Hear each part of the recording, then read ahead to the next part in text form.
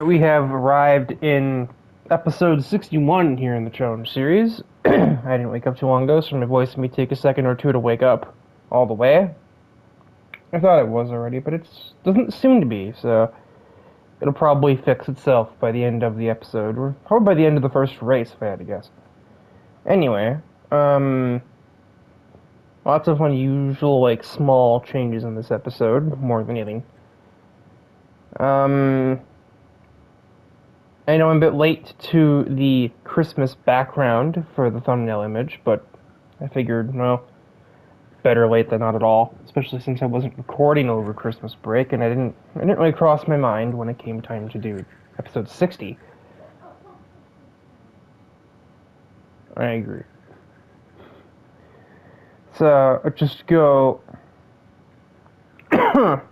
into the first race.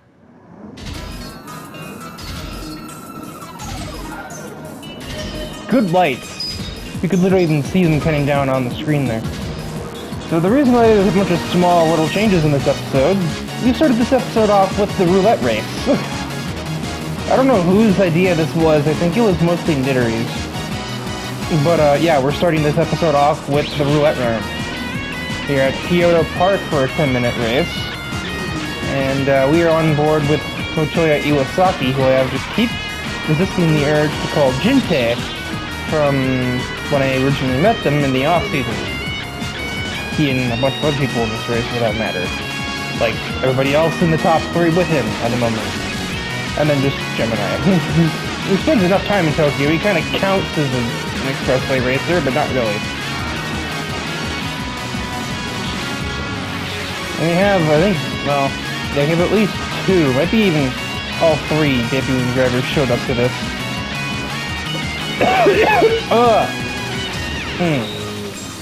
The first being Dante Wright, as, oh my god, Jinte is already, oh, there it is. Iwasaki is already in the lead, a minute into the race. Sasaki, that's not confusing, is behind him in second, but that's the category below him. Dante Wright is making his debut. He's apparently part of the same military friend group as, like, David Danvers and Paul Valentine is. Former Air Force member. He's retired now because he took the age gap for the U.S. Air Force, and he has what he calls his midlife crisis mobile in the form of a C-8 Corvette. We have Mitsue Hayashibara, another one of those expressway drivers, who is probably not used to seeing the sunlight too much when she's in a race car. And Simon Nash, a driver who just had what he calls a very ugly breakup, and he is racing now to have a distraction.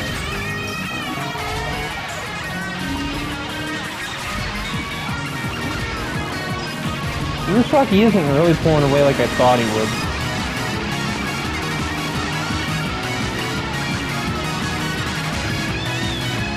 And Brian Ice is in a 760 class car. He scorches ahead of Sasaki pretty easily, so now Iwasaki is going to have even more of a challenge on his hands because Ice is in the same class. Frederick Schwartz is also in the 760 class, but he doesn't have as much horsepower as the Diablo does, obviously, so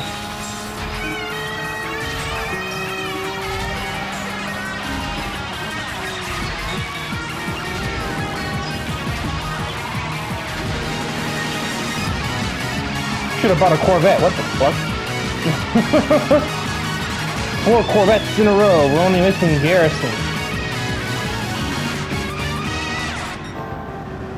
Huh? Oh dear lord. Apparently, Ice doesn't even need Natasha Harris to be here to screw up royally. How bad did this go? Oh yeah, he couldn't hit the ground at all. Ooh, oh! I wouldn't be surprised if that was a DNF for him.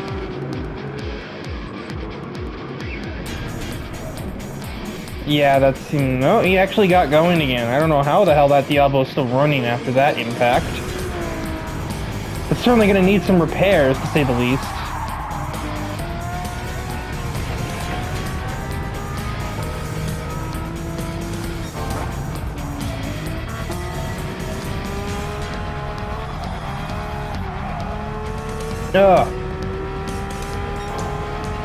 So that certainly makes Iwasaki's life a little bit easier. His main competition in this race just took a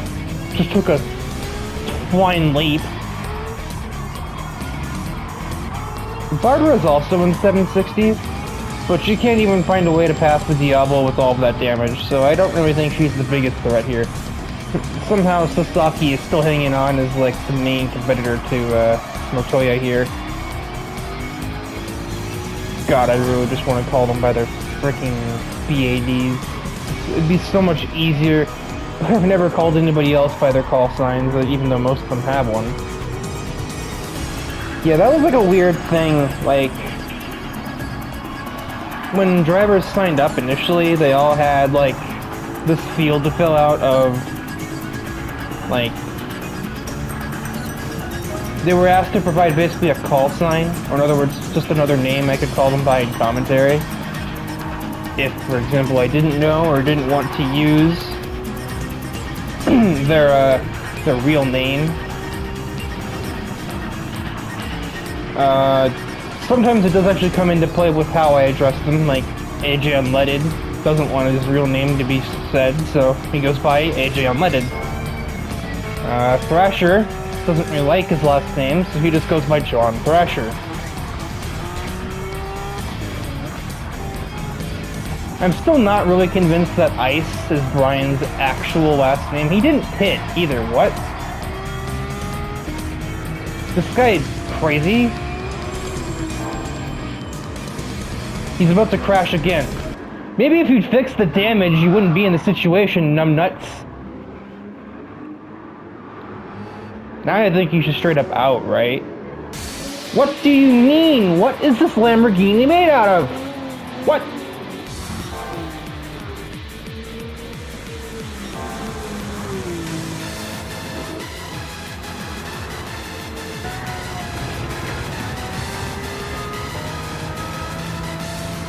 I want to get him. Get onto a straightaway. I want to see how you're holding the steering wheel. What the hell is Dante Wright doing?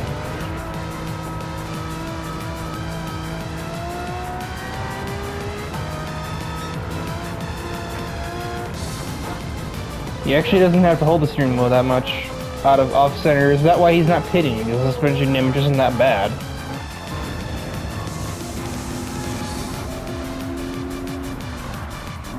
Now we got a battle between two, nope, I'm stupid. That's not Hayashibara. The 680 class is all under a blanket here. All of its 4 members. Simon Nash is also trying to take the lead in his category, and its 4 members.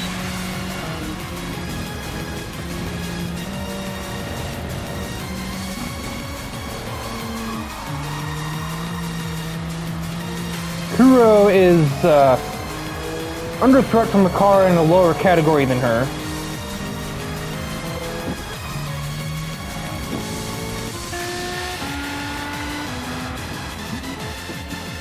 Okay, now I realizes, oh, maybe I should fix my car before I die. And he goes into the pit lane after taking 2 lashings.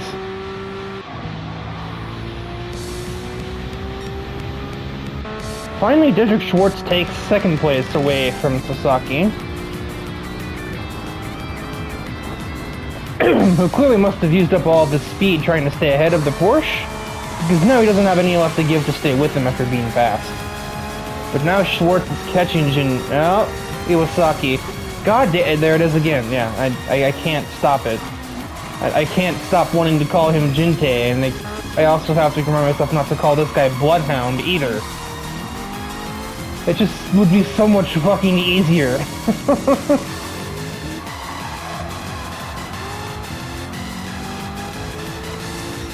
Sasaki is really, like, out of his depth right now.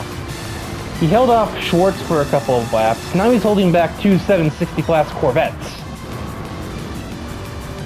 Dante Wright is also not doing bad in his debut. Mind you, he only has one other car in his category. And that's Akemi.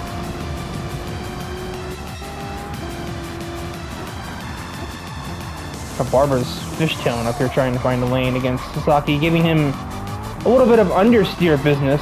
That was a little bit out of character for her.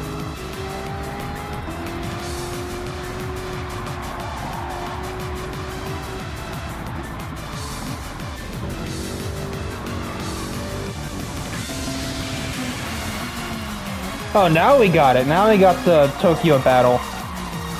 Well, contact being made.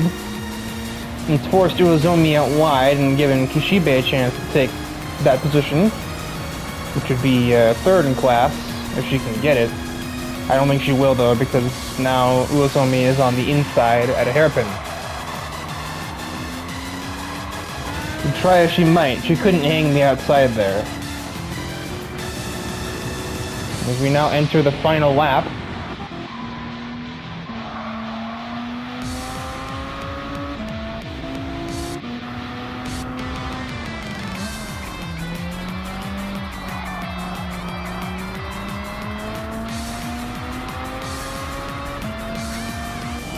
And, so we already know Gemini is going to win the 680 category, because he's already finished his race. And we also already know that, Brian Ice just had a terrible race. Satoshi Rollins is going to win the 640 class. And Scott Weber will probably win the 600 class.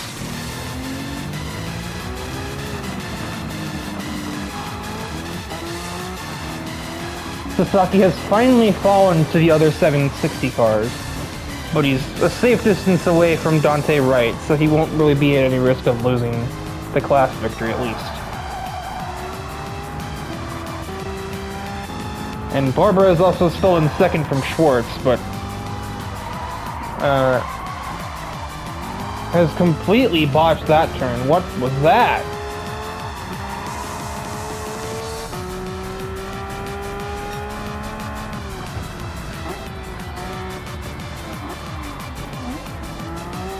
There's suddenly Riley, who just dive bombs the pair of them. And she's actually going to get both passes made there, too, so that was very opportunistic, but it wasn't necessarily dirty because she didn't make a lot of contact with anybody.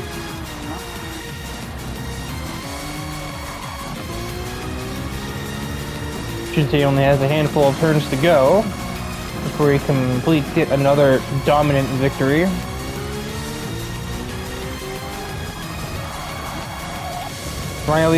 That's Barbara, you idiot. Barbara is way off track, so she's not going to be taking second. But we head out of the last turn here at the opening race, the roulette race, for whatever reason. And Jintei will grab the W at Kyoto Park. Riley Blanchard and Barbara Page make up a Corvette 2-3. Shiro Sasaki will indeed win the 720 category. And Dante Wright at least gets to finish the race on his debut. Psych. I thought it went a little longer than that. No, he doesn't. He basically finishes, but not quite. He finished on the same lap as everybody else, whereas, Ashley didn't do that, nor did anybody else below him. Or below her. Yeah, Ashley's a guy now, in case you didn't know. What the fuck? But yeah, that's the opening roulette race in the books. On to round 2. We can only imagine what that actually is, considering the ass-backwards order we're doing things in today. Race 2 of the episode is Green, 680 class racing at Road Atlanta. A track that I briefly forgot we actually added to our repertoire of circuits, like pretty much 2 weeks after it was added. And we were on board with Otto Koskinen, and oh dear Jesus Christ! Okay, maybe we're not. No, okay, we're not. That's a caution. That's a DNF, and I think that's actually a total for the Evo driver, so yeah, that's just fucking awkward.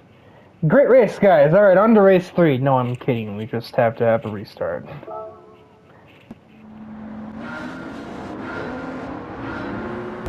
All right, let's try this again. We are now here for a 3-lap race at Road Atlanta because that technically counted as completing a lap under yellow flag conditions. We have received confirmation that, yes, Otto Koskinen's Lancer Evo is, quote, a fucking write-off. And so, that is gonna be it for him in the Challenge Series. He's been taken up by Bradley Hunter, who, out of solidarity, has also agreed to take himself out of the race. Probably he wouldn't be able to drive very well if he was feeling guilty the whole way through. And so yeah, Road Atlanta time.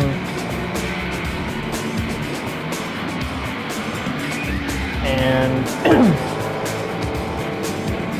here's the thing, if a driver wrecks out and like loses their vehicle and is like total out of the series, they could rejoin if they wanted to. All they need is just another car. The thing is, a lot of drivers that DNF either don't have the means to get another car, or they can't be asked to go through the sign-ups, like the sign-up application stuff again.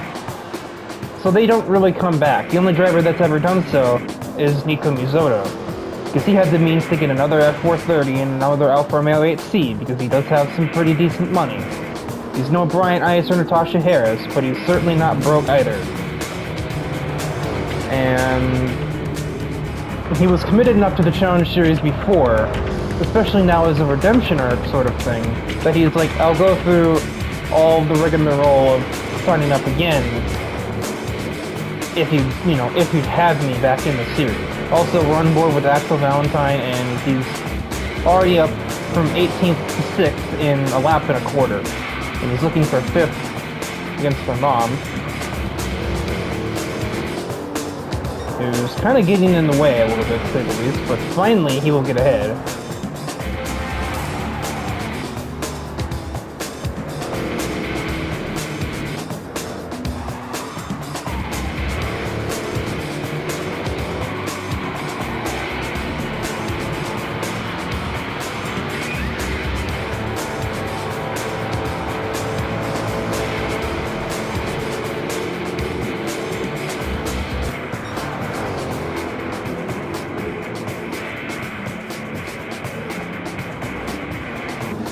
Now just like that, after one good straightaway, the Pantera is very good at straightaways.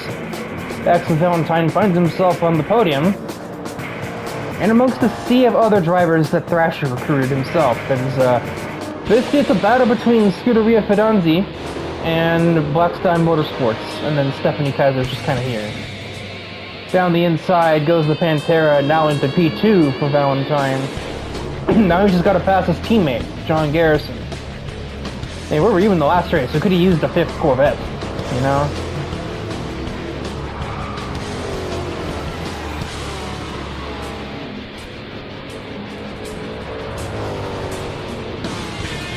If you take widely different lines, I think Fidanzi just tried to sneak a move in on Valentine, didn't work.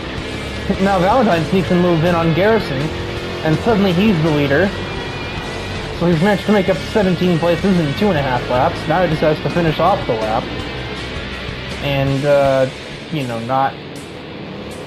think he'll be fine on the back straightaways. Something tells me he'll be fine. Yeah.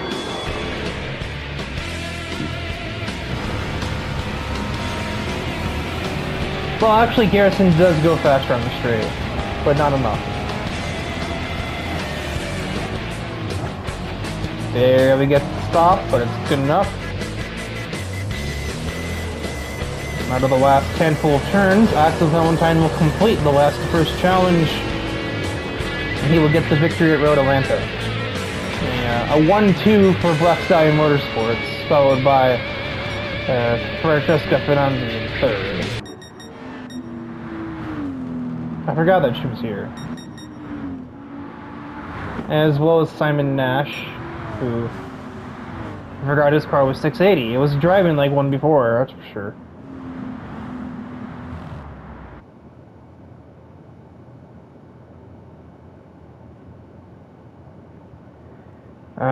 So yeah, there's the real race 2 in the books. You know, once we actually got the race started, and we made it through 2 corners without having somebody total their car. Yikes.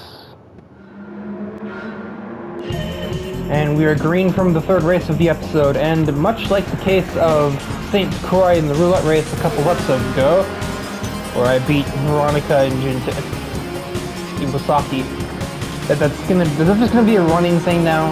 I'm just gonna accidentally call them by their BAD names instead of their actual names, which I'm supposed to do. Anyway, a very underutilized circuit here in the Challenge Series, Sardinia Road Course. Or I don't usually call it Sardinia. As would pretty much anybody else, unless you're specifically referring to the dirt track. And they'd probably call it windmills. So, you know, that's how it goes.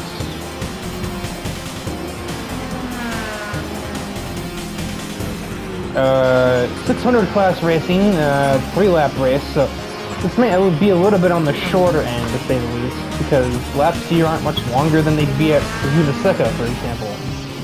It could probably been a 4-lap race. And it would have fit perfectly right around that 6 to 7 minute range, but instead this is going to be shy of 5 minutes. We're on board with Francisco Fedonzi, who, you know, being this track is in Italy, he's technically got home turf advantage just as much here as he does at Monza or Lago Maggiore. Using that to his advantage, he's also getting a little bit of contact with Thomas O'Reilly. Up into 5th place, he's only completed a singular lap of the race.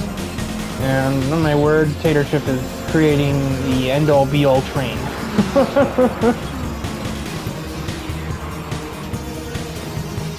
Oh, my word. Alex Carson and my dad getting into it a little bit down the front stretch. My dad is finally able to find a lane around the 500.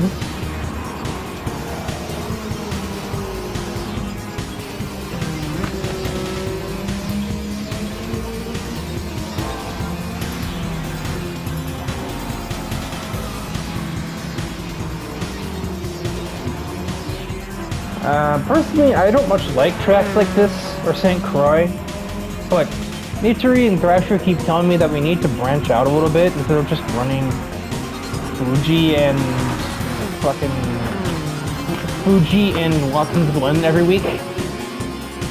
We've got access to almost 30 locations, we should probably use them all.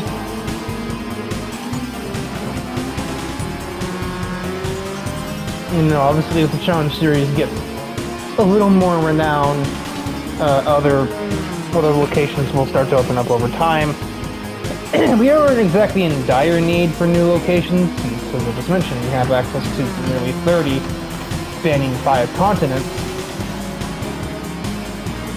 And just like that, where just before the start of the final lap, Francisco now takes the lead away from Natsuki. See if you can start to drive away.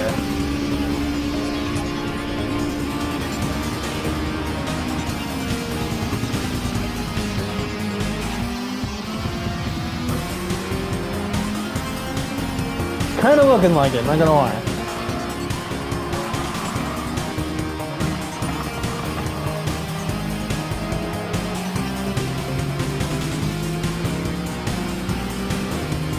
The Battle of Germans going on here for 12. I'm trying to find a way around the 500, but my car in itself doesn't have a lot of horsepower, like the Arbors ahead of me does, so this is just going to be a stalemate, I think.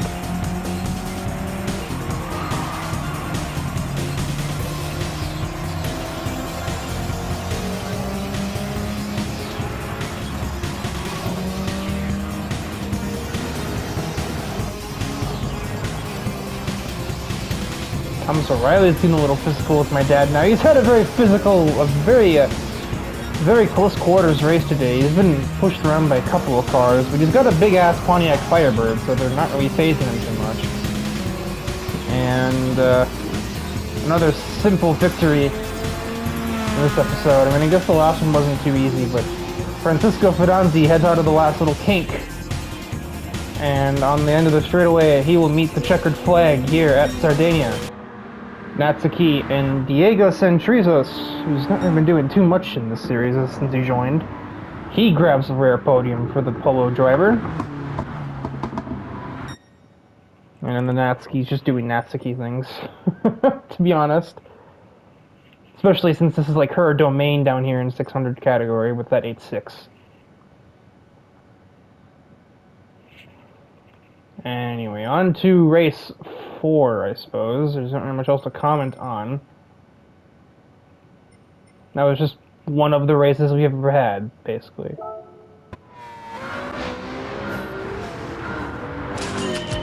We are green from race 4 of this episode. We head over to Trial Mountain. the 720 class fixture. Basically the home track of this category as far as I'm concerned right now.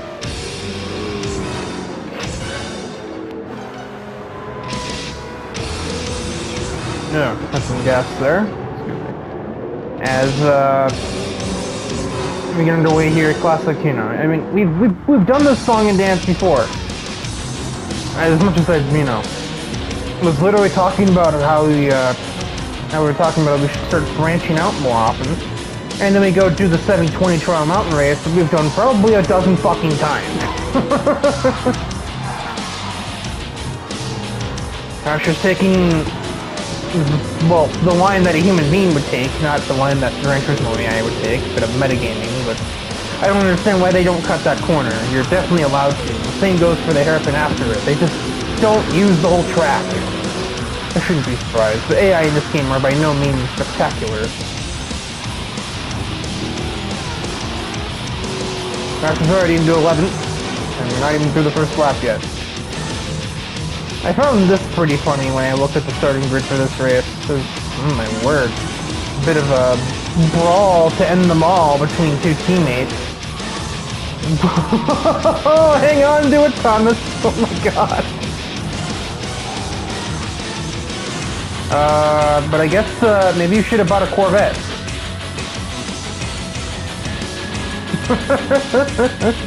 Garrison, I believe, started 4th too, or 5th. But he's been overtaken by 2 of his teammates already, Thomas and Valentine.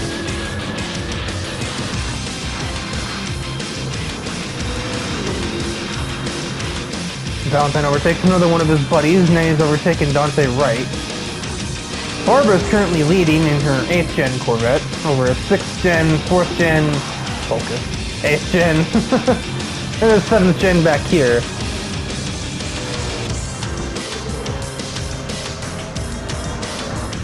I skipped right over Thrasher, I'm an idiot. So safe to say this race has basically been taken over by Black Stallion as Thrasher finds his way ahead of one of his drivers, Thomas. Got to find his way around the debuting Dante Wright. I mean, I guess, yeah, debut in this episode, but not in this race, because he debuted at the Kyoto Park one earlier. Technically speaking. Well, that was interesting. It's like Dante let him go. He just like slammed the brakes in that corner and Thrasher's like, alright, Fogger, see you later. Well, that was cool. The battle of Corvettes rages on towards the hairpin. And Thrasher's sizing to move on his other teammate. And then he gets that done by, using the whole circuit down there, which the AI never do. Got some Ford versus Chevy action, essentially. Barbara has been overtaken by these two, who are now more of a dynamic duo than they were before, because, now they're not trying to kill each other.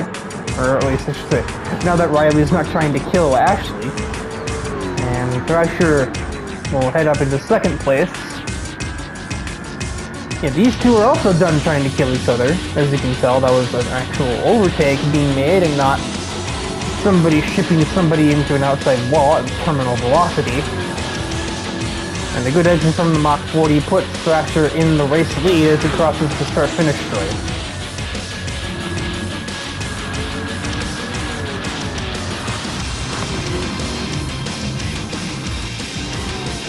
Paul Valentine is also making his way through the Corvette's fields.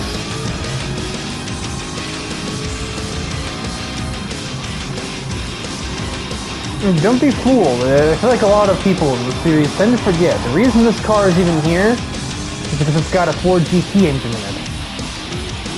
And it's all-wheel drive, so this thing is actually terrifying. And that list of features in this Focus may very well make it the best car in the category. Ooh, Riley slips up a bit there, and Paul Valentine takes full fucking advantage of that.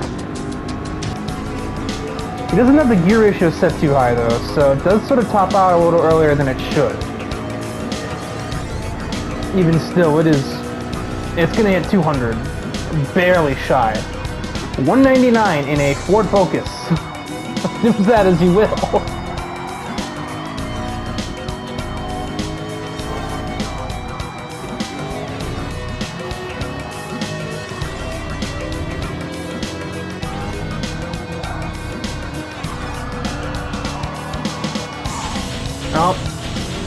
I think that was a bit of a misjudgment from Barbara. I think she expected him to keep sliding out, and he managed to find grip and hit the apex, so now they both have damage. Barbara's been a bit clumsier than usual today. She's definitely one of those drivers that normally takes great effort to drive passively almost, but today she's made a few slightly clumsy overtake attempts, and they've been putting her in the pit lane. I think she also had that in the last race, if I'm not mistaken. So with Paul Valentine moving into P2 ahead of Akemi, assuming she doesn't take it back, which I don't think she will, I'm perfectly honest with you. Looks like we're setting up for yet another Black Stallion Motorsports 1-2 finish. Second one of the episode, right off of the last one with Axel Valentine and John Garrison. Garrison himself has caught up to his buddy Dante as well.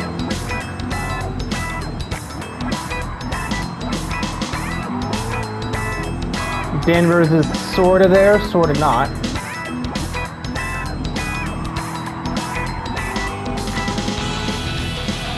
We'd have to ask him what the Outsiders was on his car.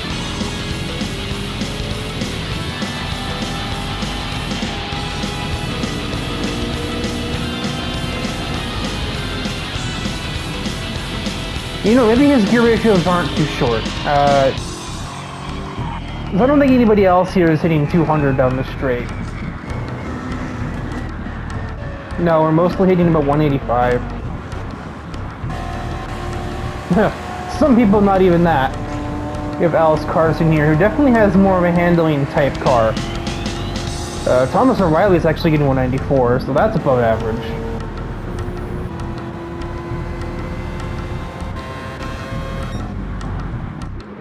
But as Thrasher makes his way up to the final hairpins, I should say, Paul Valentine closed the distance, but not in time. Thrasher's gonna head out of the last turn, and he will be the winner at Trial Mountain. Another 1-2 for Black Stallion, and Ashley Akemi, the leading Corvette amongst 5, as Barbara Page took herself out of contention. Thomas, not happy, I don't think, but then again, he's the one that spun out, and here we go, a little... I imagine they probably waved each other out the window, or Paul, just before Paul just kind of fucked off. But, yeah. That is to conclude matters here in race 4. On to the final race, which won't really have the same spectacle or same finality as it being a roulette race. It's just a relatively standard race. There's a little bit of finality, but it's not because of the race itself.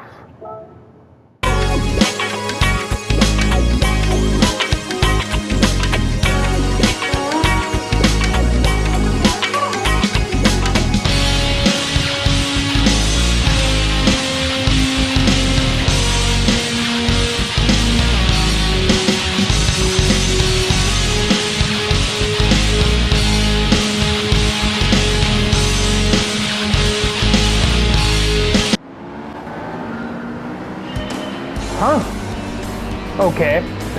Anyway, we head into the final race of this episode.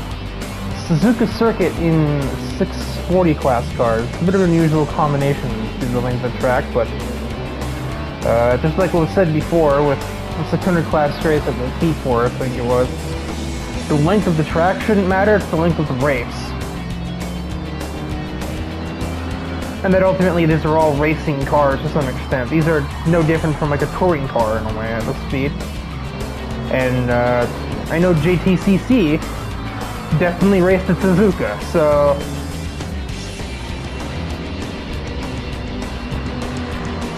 this is a very interesting race, as this will actually be the final race for, well, at least 3 members of Ford Racer GP. Jake Downey's sticking around because he's not really involved in this, but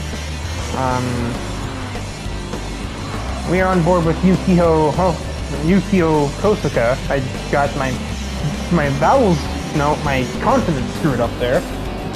Opposite of vowels, the other one. Good commentary, me.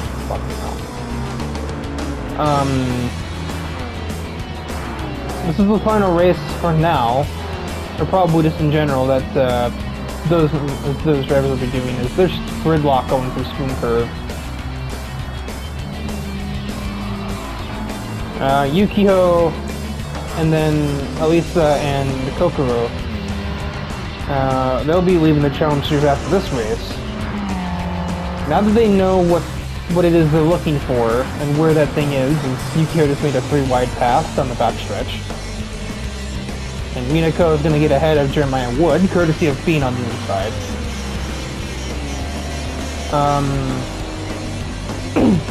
Basically, they were looking for the Muse girls.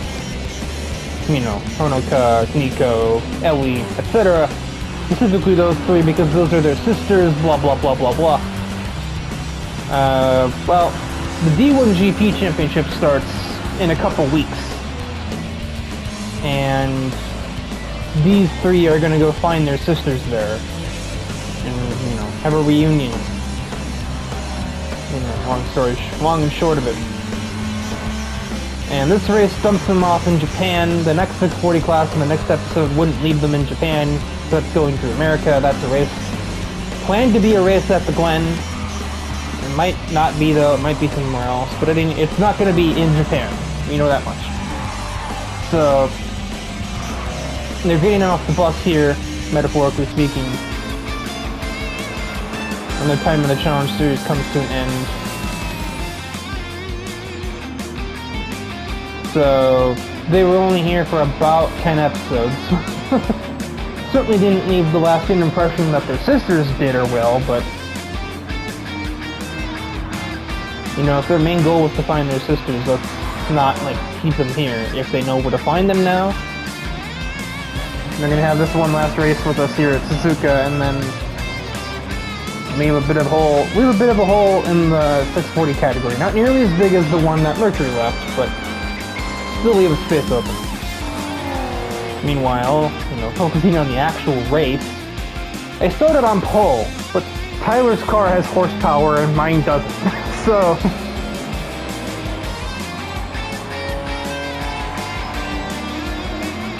mostly love Suzuka to death. You really should start racing here more often, if you were to ask me. But I mean, the speed difference. This GTO is more of a handling car, more of a stability car. Also more of a survivability car. If anyone's paying attention to my luck with totaling vehicles as of late, I probably need a vehicle that I can trust to take a hit from somebody who's doing something stupid in my mirrors. So now we're going to have a battle of the orange machinery. Tyler versus Yukio. Onto the front stretch. Final lap. They're about even down the front stretch.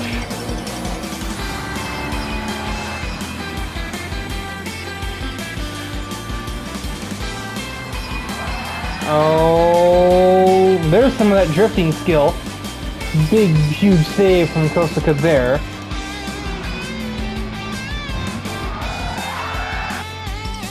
Yeah, that's a lot of angle, and she just snapped that right back into place. Very, very critical save as well as an impressive one because that keeps her in the battle for the lead. I think she wanted to sneak to the outside of Tyler there, but he slid up the track, and she psyched herself out. She's like, well, I can't go there, now what? Oh shit. However, now she's going to try and squeeze through in the middle of the S's and a little bit of door-to-door contact. But Kosaka is into the lead with that. It's basically a touring car, and goddammit, she's going to use it like a touring car, apparently, to take the lead away from McIntosh.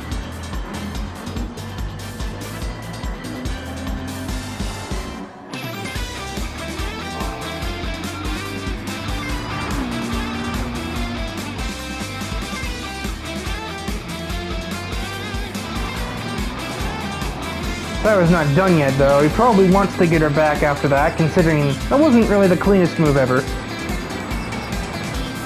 She just kind of insert her vehicle into half a car width and just kind of move him up a lane. And we don't know how Tyler reacts to that kind of thing. But I don't think he's going to get much of a chance here, no. He can try and get an exit, though. He's going to have the horsepower advantage, no contest. So, he just needs to get a good exit out of Spoon, and oh boy did he. So this might be ugly in a minute. Yukio, I think, kind of knows what she did, and she's like, alright, just take that lane. Just don't wreck me, I need this car. And despite that, she shoots on the outside of 130R, and she keeps the lead, and Tyler's too far back to try it into the chicane, so... Despite McIntosh's best effort, Yukio Kosaka, in her final race here in the Challenge Series, will take the victory from McIntosh or Suzuka. And then Nika Mizoto, I think, actually just got ahead of me in the last chicane. He out-dragged me down the straightaway, even though I had the inside lane. He took it on the second half of the chicane and just slid his way into third, so... redeem this. And he will take third from me. NFR 4-5, I guess? Should have been a little better. We started first, third. And here we are. I'm used to mediocre results, believe me. So, yeah, I guess that is it for this episode, and that is also it for Heartbreaker DP. Jake Downey will remain in the series. He technically owns Heartbreaker, so the team itself isn't gone. At least I don't think it will be, because, I mean, I guess it's ultimately up to what he wants to do with it, but if he knows the guy who knows the guy, he could probably find somebody else to drive for him. But, in the meantime, farewell.